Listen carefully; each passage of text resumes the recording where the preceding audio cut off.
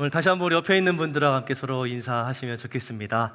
예수님 부활하셨습니다. 예수님 다시 사셨습니다. 우리 함께 믿음의 고백과 선포를 담아서 우리 옆에 있는 분들 또 앞뒤에 있는 분들과 함께 서로 인사하시겠습니다. 예수님 부활하셨습니다. 이렇게 서로 인사하겠습니다.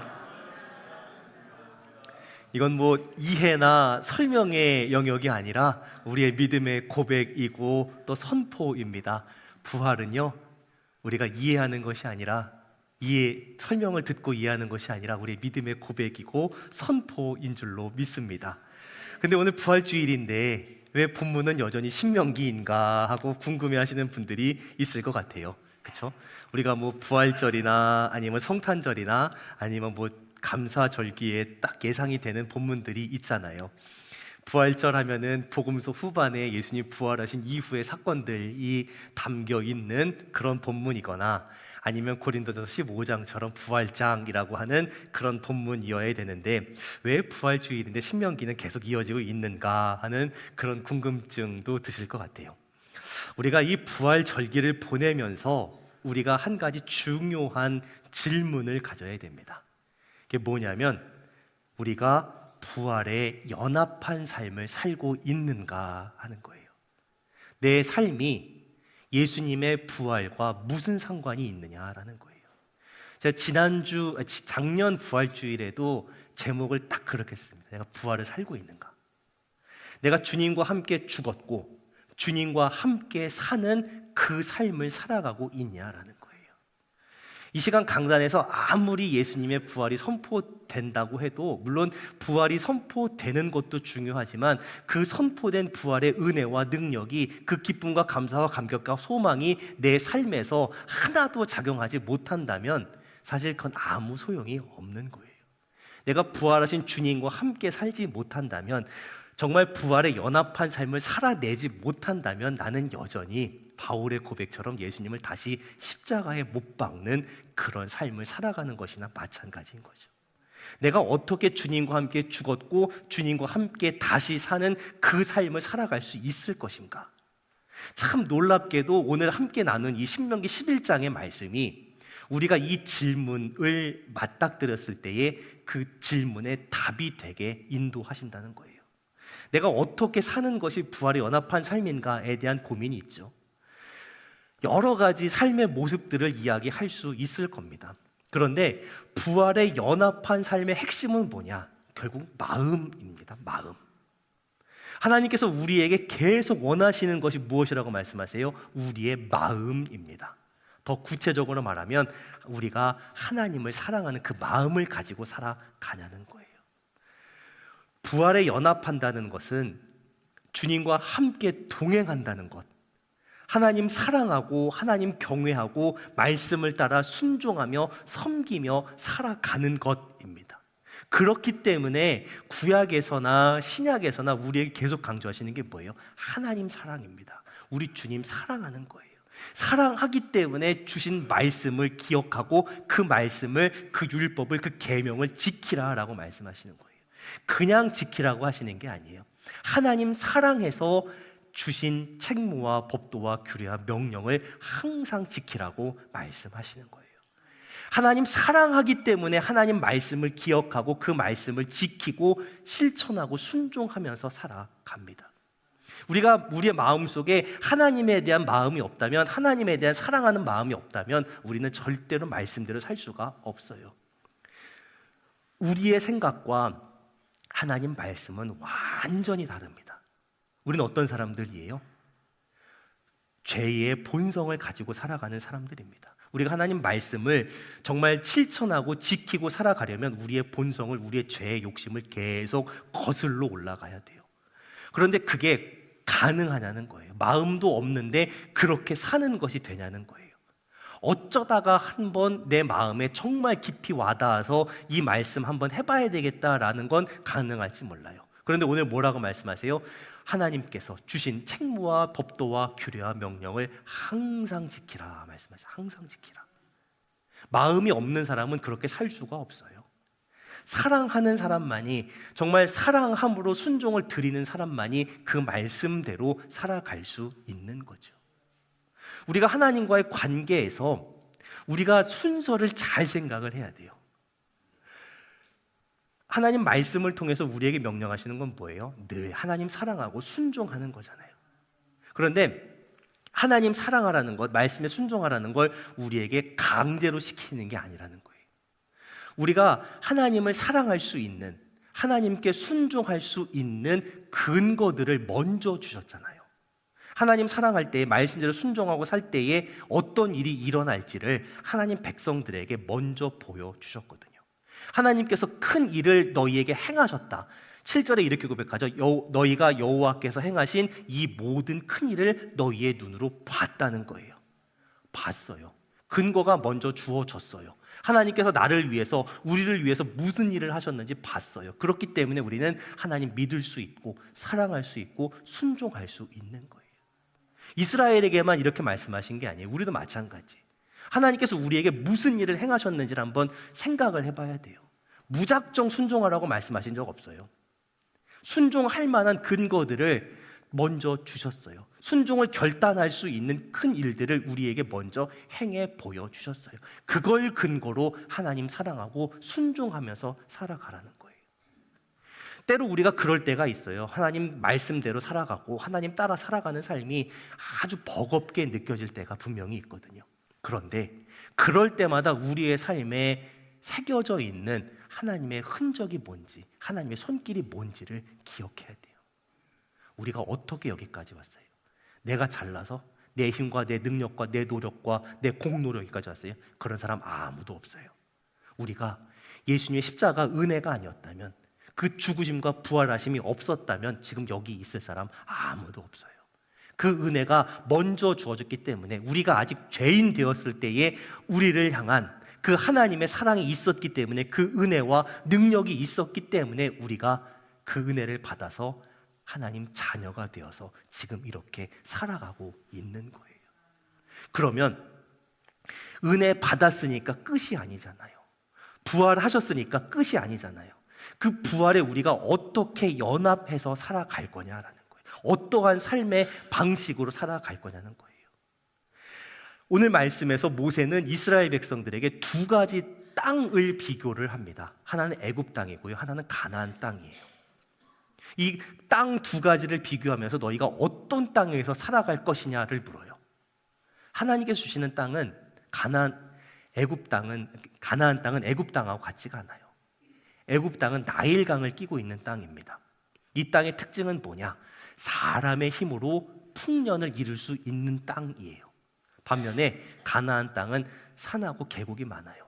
비를 그냥 다 내리면 먹어버립니다. 그러니까 때마다 비가 내리지 않으면 사람의 힘으로는 풍년을 만들어낼 수 없는 땅이에요. 어느 쪽이 더 좋아 보여요? 악한 죄악의 본성을 가지고 있는 우리의 눈으로 보면 당연히 애굽 땅이 더 좋아 보여요. 내 힘과 내 능력과 내 노력으로 풍년을 만들 수 있는 땅이 훨씬 더 좋아 보인다고요. 그런데 가나안 땅은 어떤 땅이라고 말씀하세요? 12절에서요. 내 하나님 여호와께서 돌보아 주시는 땅이라는 거예요. 하나님 계속 보고 계신데 언제부터요? 연초부터 언제까지? 연말까지 내 하나님 여호와의 눈이 항상 그 위에 있다 말씀하세요. 어떤 땅이 더 좋아 보여요? 애굽 땅이요, 가나안 땅이요? 당연히 인간의 눈으로 볼 때는 애굽 땅이 훨씬 좋아 보여요. 그런데 이 말씀 앞에서 어느 쪽을 선택할 것이냐를 우리가 묻고 계시는 거죠. 어느 삶이 더 좋아 보여요? 내 힘과 내 능력과 내 노력으로 풍년을 이루는 삶이 더 좋아 보여요? 아니면 하나에서 열까지 하나님 다 의지하고 사는 삶이 더 좋아 보여요? 우린 자꾸만 내 힘과 내 능력과 내 노력으로 풍족하게 사는 삶이 훨씬 더 좋게 여긴다고요. 그쪽으로 가려고 애를 쓴다고요. 하지만 우리가 정말 바라고 달려나가야 될 삶은 어느 쪽이에요? 하나님께서 처음부터 끝까지 하나에서 열까지 다 돌보시는 삶이라는 거예요. 때를 따라서 적당한 비를 내려주시는 그 삶, 하나님의 관심과 하나님의 돌보심이 내 인생에 정말 크고 어려운 문제든지 작고 사소한 문제에서든지 하나님의 돌보심, 그 관심, 사랑을 받으면서 살아가야 된다는 거예요. 그런데 우리는 자꾸만 어느 쪽으로 눈을 돌려요?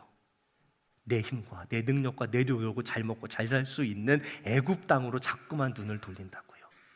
그리고 그것을 이루어 줄 그 무엇인가를 자꾸 찾는다고요.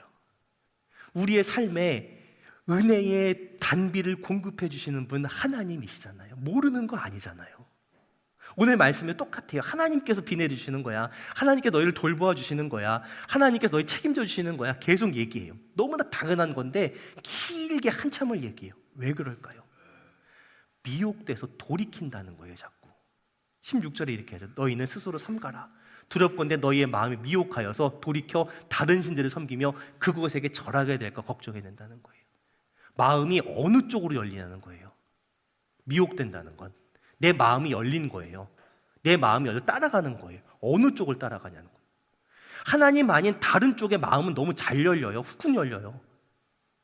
그런데 하나님 향한 마음은 안 열려요. 문 밖에서 문을 두드리시는데 안 열린다고요. 우리가 눈에 보이지 않는 하나님께는 마음을 못 드리고 눈에 보이는 세상 것에는 너무나 마음을 쉽게 열고 내 마음을 내어주고 빼앗기고 거기에 따라가요. 알잖아요. 모르는 거 아니거든요. 거기에 마음 주지 않으려면, 미혹되지 않으려면 어떻게 해야 돼요? 하나님 말씀에 우리를 묶어야 돼요. 묶어야 됩니다. 18절에 이렇게 얘기하죠. 너희는 나의 이 말을 듣고 너희 마음과 뜻에 두고 그것을 너희의 손목에 메어 기호로 삼고 너희의 미간에 부서 표를 삼으라는 거예요. 묶으라는 거예요. 하나님 말씀에 나를. 하나님 말씀에 내 마음을, 내 뜻을 두고 거기에 늘 가까이 있어야 된다는 거예요. 이 이야기 6장에 똑같이 나왔었어요. 말씀 가까이 하고 말씀 중심 살아야 된다. 자녀들에게, 다음 세대들에게 말씀 가르쳐야 된다. 내가 말씀 가르치면서 더 깊이 깨닫고 순종할 수 있으니까 그렇게 살아야 된다. 말씀으로 본이 되어야 신앙이 전수된다. 그런데 말씀 소홀히 여기면 세상에 반드시 미혹당한다는 거예요. 어디에 마음을 쏟냐는 거죠. 어디에 마음을 두고 있냐는 거예요. 핸드폰 한순간이라도 손에서 떨어지면 큰일 날 것 같아요. 그런데 하나님 말씀은 일주일 동안 떨어져 있어도 어려움이 없어요. 우리가 말씀을 모르는 게 아닙니다. 다 알고 있어요, 말씀. 하지만 그 말씀이 내 삶에서 계속 되새겨지고 내 삶에서 뿌리를 내리지 못하면 금방 넘어지는 거예요. 그리고 어디에만 관심을 둬요? 잘 먹고 잘 사는 것에만 관심을 두게 된다고요. 잘 먹고 잘 사는 건 나쁜 거 아닙니다. 복 받아야 돼요. 풍성한 삶을 살아가는 홍동의 성도들 되시기를 예수님의 이름으로 축원합니다. 이건 하나님의 소원이에요. 제가 얘기하는 게 아니라 하나님 가장 바라고 원하시는 것, 우리에게 축복 주시는 것, 우리가 풍성하고 풍요롭게 살아가는 것, 하나님이 가장 원하시는 거예요. 문제는 무엇을 통해서 내가 그 복을 얻으려고 하냐는 거예요. 하나님과의 관계가 좋으면 그 관계 안에 있으면 하나님께 자연스럽게 주신 선물입니다. 근데 우리는 자꾸 주객이 전도된다고요. 하나님과의 관계는 관심이 없어요. 그냥 복 받고 잘 먹고 잘 사는 것 자체가 목표가 되는 거예요. 12절에서 하나님 요새를 통해 뭐라고 말씀하세요? 하나님 돌보아 주신다고요. 연초부터 연말까지 계속 하나님 눈으로 지켜보고 계신다고요. 그런데 그 관심을 어떻게 써요? 하나님 나를 늘 보고 계시면 나도 하나님 늘 봐야 되잖아요. 근데 나는 하나님 필요할 때만 찾아요. 무슨 램프의 진이처럼 내 소원 있을 때만 찾아요. 하나님, 나를 바라보고 계신 하나님, 그 마음을 더 알아가는 것, 하나님 마음이 담긴 그 말씀을 알아가는 건, 이거는 귀찮은 일로 여기고 그냥 하나님 관심 때로는 싫어. 내가 필요할 때만 관심 가지면 좋겠는데, 내가 필요할 때나 안 필요할 때나 자꾸만 쳐다보고 계신데 중간중간 중요할 때만, 좀 필요할 때만 보시면 얼마나 좋은, 라고 그렇게 생각한다는 거예요. 그러니까 자꾸 어떻게 해요? 하나님께로부터 오는 것을 구하는 게 아니라 가나안 땅에 있는, 세상 땅에 있는 그럴듯한 것을 의지해서 자꾸만 내 복을, 풍요로움을 얻으려고 한다는 거예요. 하나님 말씀을 통해서 우리가 분명하게 알려주십니다. 어느 시대를 살아가든지 어느 환경 가운데 있든지 축복은 풍성함은 하나님께로부터 오는 것입니다. 근데 엉뚱한 거에 마음 빼앗기면 어떻게 돼요? 하나님께서 주신 땅에서도 속히 멸망한다고 17절 마지막에 나오죠. 하나님께서 주신 땅에서도 속히 멸망하는 거예요. 지금 지겹도록 반복하고 계세요. 지겹도록 계속 반복하십니다. 하나님 말씀 안에 사는 것, 그 명령 안에서 살아가는 것, 그 언약 안에서 살아가는 것, 그래야 열린다는 거예요. 그래야 하나님께 주신 그 땅에서 풍성하게 살아간다는 거예요. 세상 것 쌓아서 세상을 이기는 게 아니라는 거예요. 하나님께서 우리를 이기게 하신다는 거예요.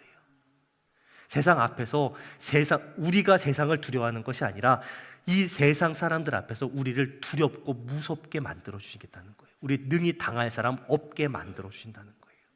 하나님 백성의 성공 비결이 뭐예요? 세상 방식 따른다고 성공하는 게 아니잖아요. 우리가 세상 방식 따라가면 어떻게 돼요? 우리가 가지고 있었던 하나님 백성으로서의 거룩한 정체성은 다 잃어버리게 되는 거예요. 하나님 백성인데 세상 사람하고 똑같아졌네. 그럼 세상에 조롱거리 그 이상도 그 이하도 아닌 거죠.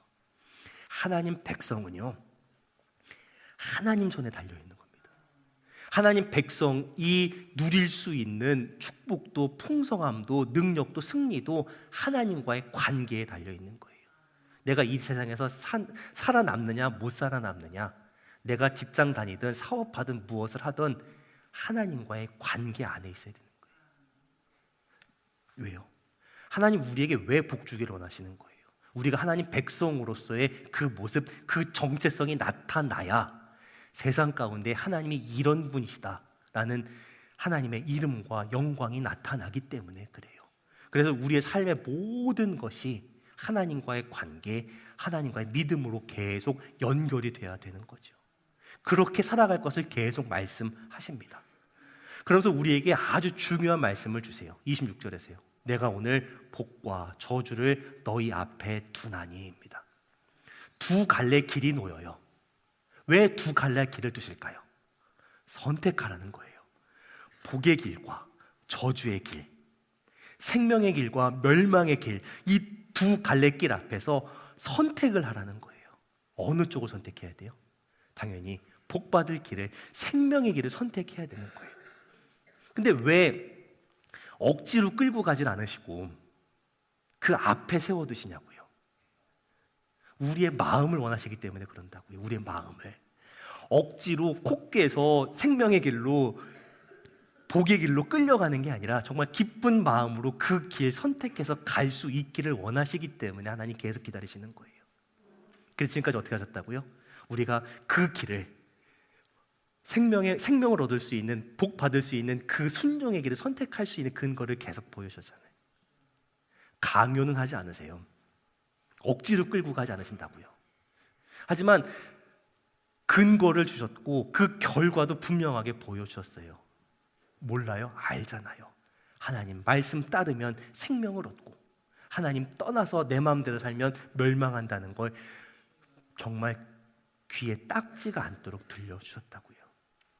이제는 이 말씀 앞에서 우리가 뭘 중요하게 여길지, 뭘 따라서 살아야 될지, 누구를 의지하고 살아야 될지 이제는 분명하게 선택해야 된다는 거예요. 필요할 땐 하나님 선택했다가 또 이거 좀 불리하다 싶으면 세상 선택했다가 아니라 한 가지 길을 분명하게 선택하라고 이 두 갈래 길을 우리 앞에 두셨다라고 말씀하시는 거예요. 이 갈림길 앞에서 생명의 길을, 복받는 그 길을, 말씀에 순종하는 그 길을 선택하겠노라고 하나님께 우리의 마음을 드릴 수 있는 우리 사랑동의 성도들이 되시기를 예수님의 이름으로 축원합니다. 근데 그 길을 갈 때에 네가 알아서 가라고 하신 적이 없잖아요. 생각해보면 우리가 우리의 의지와 노력과 결단으로 하나님 선택하고 하나님 따르는 그 길 갈 수 있어요? 못하잖아요. 이스라엘이 어땠어요? 하나님의 음성을 듣고도 그 임재와 영광을 보고도 금송아지 만들었다니까요. 하나님 떠났다고요. 계속 실패해요. 그런데 그런 이스라엘을 위해서 하나님 어떻게 하셨어요? 우리가 지난주 말씀에서 나눴지만 새로운 돌판을 주셨잖아요. 깨진 언약 다시 회복시켜 주셨잖아요. 우리는요. 우리도 살면서 나를 위한 우상을 얼마나 많이 만들어 놓는지 몰라요. 금송아지만 만들었으면 다행이게요. 금송아지만 만들고 했던 이스라엘 정도만 됐으면 괜찮았을 것 같아요. 훨씬 더 했잖아요. 어떻게 하면 내가 주님 떠나서 내 마음대로 살아볼까 애를 쓰고 살았잖아요. 그런 우리를 위해서 어떻게 하셨어요? 우리 주님의 그 보혈로 무엇으로도 깨트릴 수 없는 그 새로운 언약을 세우시고 그 언약 가운데 우리가 거하게 하셨잖아요. 아예 떠나지 못하게 그 피에 그 몸에 연합한 삶을 살게 하셨잖아요. 예수님의 죽으심에 또 그 부활하심에 우리를 연합하게 만드셨다고요. 못 뛴다고요. 무슨 짓을 뛸 수가 없다고요. 그 사랑 안에서 새 생명 가운데 거하게 하셨다라고 고백하잖아요. 우리가 예수님의 죽으심과 합하여졌어요. 또 예수님의 부활하심에 우리가 합하여졌어요. 그래서 어떻게 된 거예요? 로마서 6장 4절에서 고백하는 대로 우리로 또한 새 생명 가운데서 행하게 하시기 위해서 그 모든 일들을 이미 이루셨다라고 그렇게 말씀해 주시는 거죠. 오늘 이 말씀 앞에서 무엇을 선택해야 될지, 어떠한 길을 선택해야 될지 다시 한번 결단할 수 있는 우리 모두가 될 수 있기를 소원합니다. 예수님의 죽으심과 부활하심은 이미 우리 가운데 이루어진 일입니다. 십자가로 우리의 죄를 해결하셨고 부활하심으로 우리의 삶을 새롭게 하셨습니다. 이전과 같을 수가 없어요. 그러면 우리가 어떻게 해야 돼요? 주님께서 보여주신 그 길, 그 생명의 길을 우리도 선택하면서 순간순간 선택하면서 살아가야 되는 거죠. 내 머리로 알고 끝나는 것이 아닙니다. 이 부활은요, 우리가 하루하루 우리의 삶의 자리에서 계속해서 결단하면서 살아가야 하는 그런 삶인 줄로 믿습니다. 내가 예전에 과거에 정말 뜨거울 때 예수님 처음 만났을 때 믿음 좋을 때 그렇게 살았었다, 그게 끝이 아니에요. 내가 앞으로 믿음 더 깊어지면 그렇게 살아야지, 그것도 아니에요. 오늘입니다. 오늘이라는 이 시간 속에서 내게 주어진 그 삶 속에서 내가 정말 예수님을 얼마나 의식하고 있는가, 예수님의 부활에 연합하여 살아가고 있는가, 예수님의 생명을 내가 공급받고 있는가, 그렇게 마음을 들이면서 생명을 선택하는 그런 삶을 살아가야 되는 거죠. 다시 한번 우리 사랑동의 성도들에게 말씀으로 권면합니다. 오늘 제목만 기억하시면 좋겠어요. 오늘 생명을 선택하는 것입니다. 생명을 선택하십시오. 내가 살아가는 지금 이 시간, 내게 생명 주신 주님을 바라보며 내게 주신 그 생명, 엉뚱한 길로 가는 것이 아니라 그 생명을 선택하면서 그 길을 결단하면서 말씀을 붙잡고 말씀을 살아갈 수 있는 저와 우리 사랑동의 성도들이 다 되시기를 예수님의 이름으로 축원합니다. 기도하겠습니다.